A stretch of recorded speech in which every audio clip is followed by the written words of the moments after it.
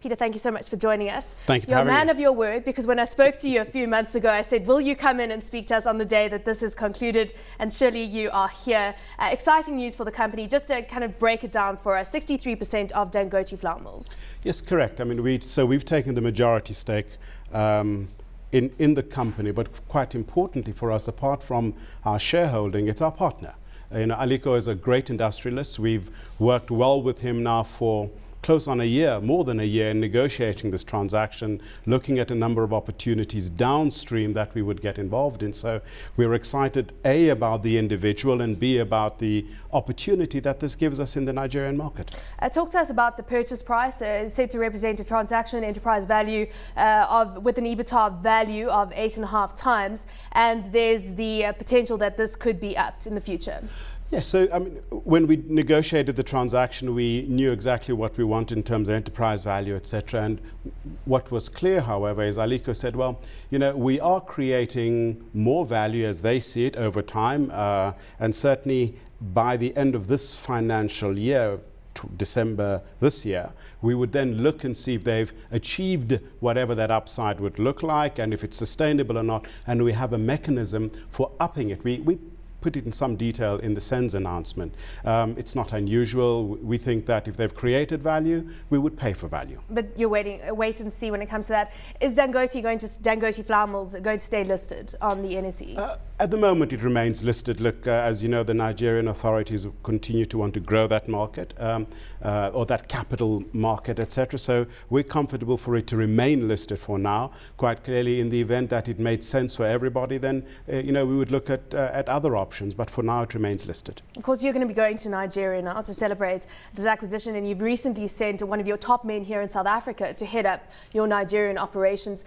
Talk to us about how the various moving parts, because you've made 3 acquisitions there, how they all fit together. Okay, so the way they fit together, if you look at what we've done first, so we found these great partners in UAC and in Dangote or DIL through Aliko, etc. And if you recall, we bought a small biscuit company 18 odd months ago called Delhi Foods. If you begin to see where they play in all of the core areas where Tiger has strength or capability. And in addition to that, there's sort of a backward and a forward integration opportunity for us. So we would ultimately look to see what structure would serve all the shareholders in putting this together at a point in time. Our primary objective would be to integrate these businesses, make sure we keep all the good stuff going that is certainly within those businesses, and then begin to look downstream.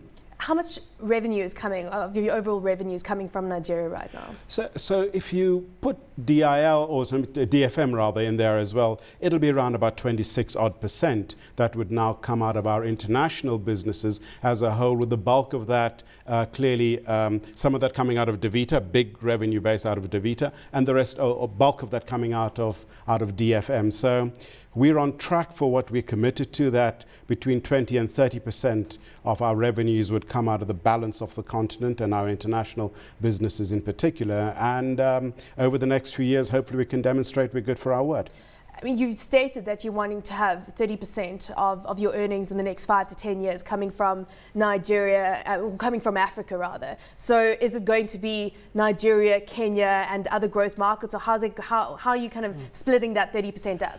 Yeah, it's always difficult. These are sometimes driven by opportunity, but I have no doubt that the bulk of that will come out of Nigeria. The market is the largest market outside South Africa. It's got very strong growth rates, great opportunity. So if I was to look 3 to 5 years out, the bulk of those revenues from our businesses on the balance of our continent would come out of Nigeria. Having said that, we've seen strong growth in Kenya, good start in Ethiopia, and the Cameroon has performed very well for us over the last 2 years. But the bulk of it would definitely come out of Nigeria. You said before that it's a tough operating environment, and that's why, of course, you're partnering with people that know the business and know the business landscape there.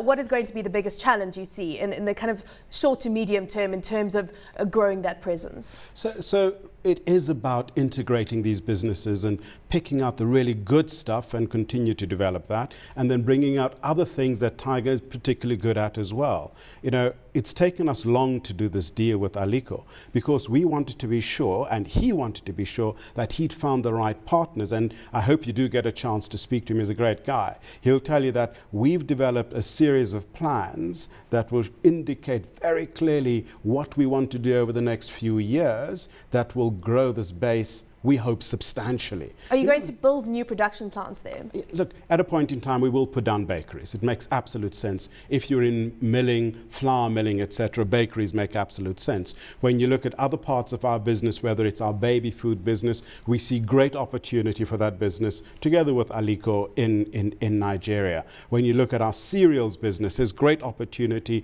not just with himself, but with UAC as well. So, yes, if you look at that breakfast cereals, baby business, bread business, those are the areas where in South Africa and in other parts we've demonstrated good capability, and we'd like to keep doing that. Peter, thank you so much for coming in today. Thank you for having me. Best of luck. Peter Matlare, CEO of Tiger Brand.